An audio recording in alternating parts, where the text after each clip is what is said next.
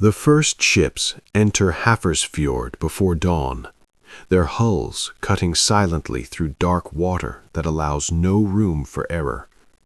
Oars dip low and slow, not for speed, but for control.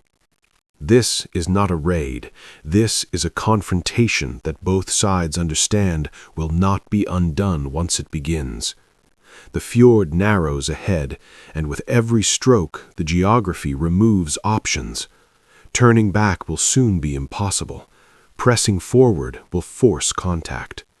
Harald Fairhair's fleet arrives from the open sea in organized waves, not scattered like the long ships of a coastal strike. These vessels are heavier, some reinforced for collision, many packed with fighting men drawn from territories already subdued or coerced into allegiance. Harald has not come to test strength, he has come to end resistance. The timing is deliberate, the location is deliberate. Hafrsfjord is chosen because it traps, because it compresses, because it forces all combatants into a single shared space where numbers and cohesion matter more than individual prowess. Opposing him is not one enemy, but several. Local kings and jarls from western Norway have gathered their own fleets, aware that Harald's expansion has reached a point where neutrality is no longer viable. Among them are rulers from Rogaland, Hordaland, and neighboring districts, men whose authority depends on independence and whose survival depends on stopping Harald here before his control extends fully along the coast. They are experienced sailors and fighters, accustomed to warfare at sea, but they are not unified under a single command. Each leads his own ships, each answers primarily to himself. As the fleets converge, the fjord fills with hulls. Long ships align bow to bow, stern to stern, forming uneven lines that stretch across the navigable water. There is no open maneuvering space. The shoreline rises steeply on both sides, rock and forest limiting any possibility of landing forces or retreating inland. What will happen here must be resolved on the water. The opening phase of the battle is cautious, almost restrained. Ships edge closer, lines adjusting as commanders attempt to anchor their formations. Grappling hooks are readied, but not yet thrown. Archers stand prepared, though missile fire at this distance risks hitting friendly vessels. The soundscape is muted, water against wood, the creak of timbers, shouted commands carried unevenly across the fjord. Then, the distance closes. The first impacts are not dramatic rammings, but controlled collisions as ships lock together. Hooks bite into gunwales, ropes are pulled taut. The battle immediately becomes static and violent at the same time. Once ships are bound, movement ceases and fighting begins in earnest. Men surge across narrow planks and railings, shields come up, spears thrust at close range, axes swing in confined arcs. There is no flourish. Every action is constrained by the press of bodies and the instability of the decks. Harald's advantage appears early in the density of his line.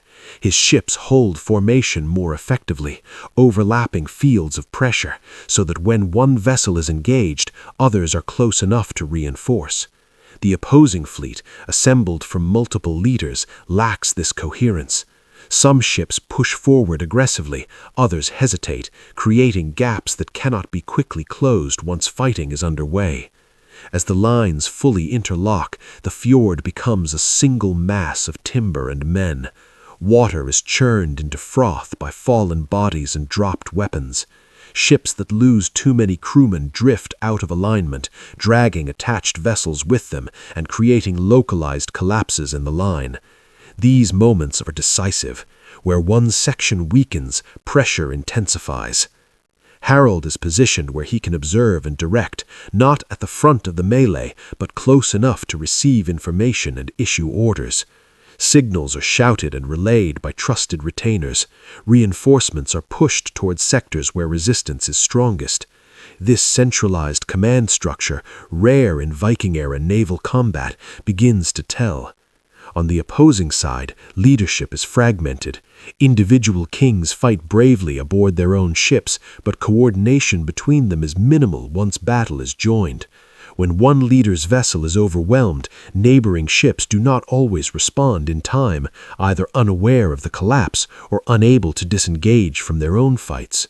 The fjord amplifies this problem. Sound travels poorly, sightlines are blocked by masts and sails, confusion spreads unevenly.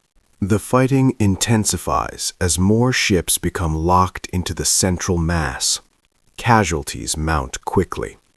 Men fall into the water weighed down by armor and weapons, disappearing beneath the surface in seconds. Others are cut down where they stand, their bodies trampled or pushed aside to make room for continued combat. There is no pause. There can be no pause. Once engaged, the only exits are victory or death.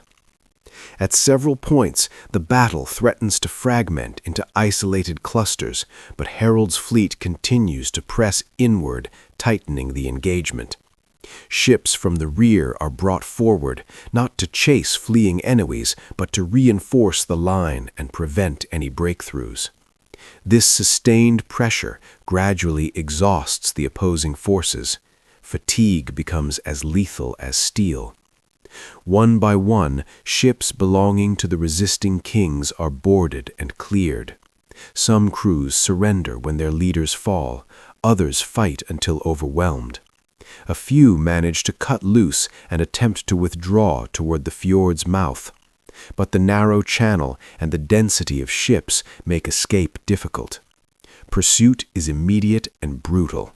Vessels attempting to flee are isolated and attacked from multiple sides. As the battle wears on, the imbalance becomes undeniable. Harald's forces, though suffering losses of their own, maintain cohesion. The opposing coalition loses ships, leaders, and morale in uneven waves. Without a unified command to reorganize or retreat in an orderly fashion, resistance collapses piecemeal. The final phase of the battle is not marked by a single dramatic moment, but by a steady, irreversible shift. More and more enemy ships fall silent. The sounds of fighting recede in pockets, replaced by the crackle of damaged hulls and the labored breathing of survivors. The water is littered with debris.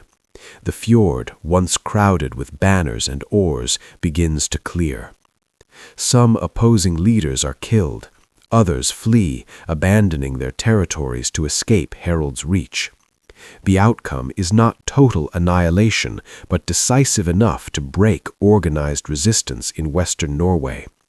Control of the coast passes, not immediately and not without further enforcement, but irreversibly into Harald's hands. When the fighting ends, there is no proclamation of unity. There is no formal ceremony. There is only the aftermath of a battle fought to eliminate alternatives. Harald's dominance is established not through symbolic victory, but through the removal of rival power centers capable of challenging him at sea. Hafrsfjord does not create a kingdom in a day. What it does is end the viability of independent coastal kingship in the region. Survivors must submit, flee, or accept marginalization. Over time, this consolidation will be remembered as unification, but on the water that day, it is experienced only as defeat or survival. The fjord itself offers no commentary. It closes again around the remaining ships. The dead are left to the tide. The living reorganize, repair, and move on. Power has shifted, not because of destiny or legend, but because one force arrived better prepared, better coordinated, and willing to force a conclusion where others hoped to avoid one. That is Hafrsfjord. Not a mythic founding, but a decisive narrowing of possibilities, enforced at the edge of a confined body of water where retreat failed and resistance fractured. From this point forward, Norway's political landscape is altered not by agreement, but by the outcome of a single, compressed, brutal confrontation that allowed no middle ground.